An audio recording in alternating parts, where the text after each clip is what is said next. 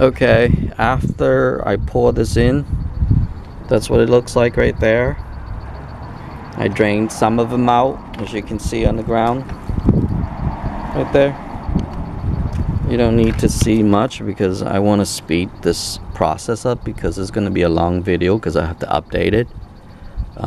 But that's what it looks like when you pour it in. You can read the instruction all by yourself.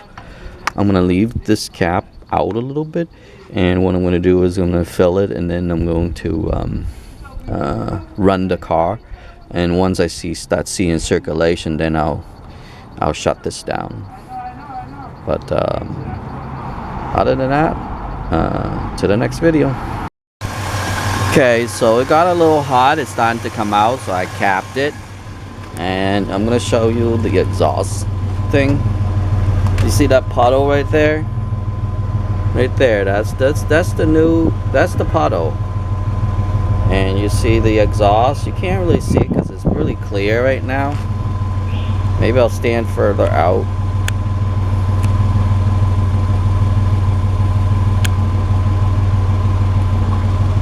But you can see a lot of dripping. See that drip right there? That's a lot. So that's to show you right there. We lose, I think, for this Blazer here, it's every 100, I would say 1 ounce of coolant for every 100 miles. That's the rate on this one. And look, you can see a lot right now because the wind. But that's how much coolant we're losing. But anyway, other than that, that's about it. I am going to pause this video because I don't want to make it too long. But everything's all set. I'm just waiting for it to get hot to the temperature.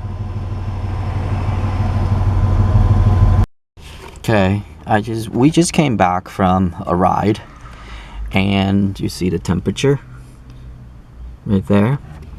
I'm going to show you how fast this car starts now. Starts right up right away. It didn't really hesitate, it just a little bit, but you can see. And I'm going to show you, actually, there's a drip in there. There's a drip in here. Right there. If you noticed, it's actually copper. It actually come out from there, so it's leaking through there. And you can see the copper. That's one of the leakage. Right there. You can probably see it in the video. And it should be like popping out, but it's not popping. Like bubbling, it should be bubbling. It was bubbling before, but now it stopped bubbling. So I think it must have unclogged it, I think. It must be unclogged by now. And then I'm going to show you the tailpipe.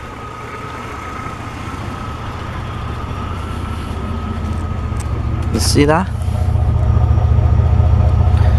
This is actually earlier. And now look, no more.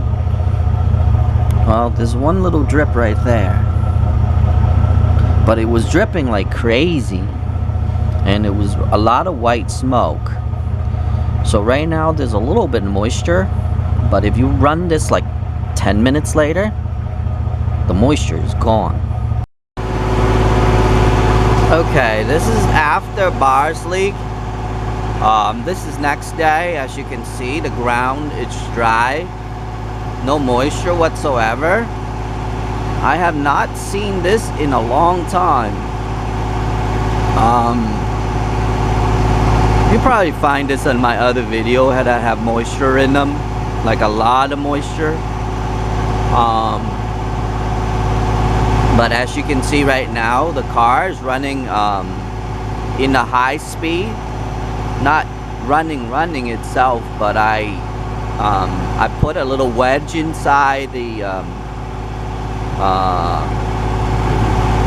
what's that thing that, sorry, brain fart. I'll just put a link right here. But as you can see right now, there's no smoke whatsoever, and you see that? No moisture whatsoever. And I'm gonna show you in a minute where I see a little leak, and you can actually see copper on top of it. So that's when I know that it went through the system.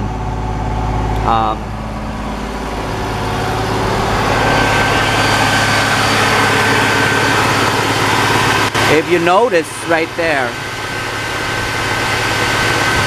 that little spot, you see copper?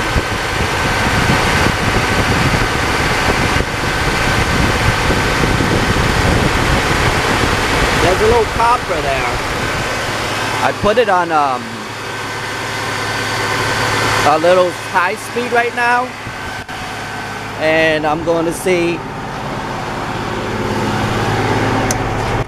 right now it's running at about 2200 RPM,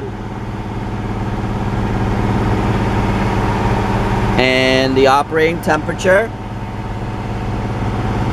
it's at optimal right now. I just turn on the heat just to make sure.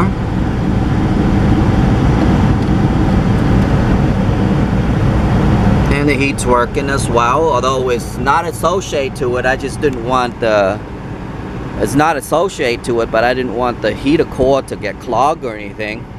But it's not clogging the heater core, which is good. But as you can see, it worked. So I'm gonna conclude this video.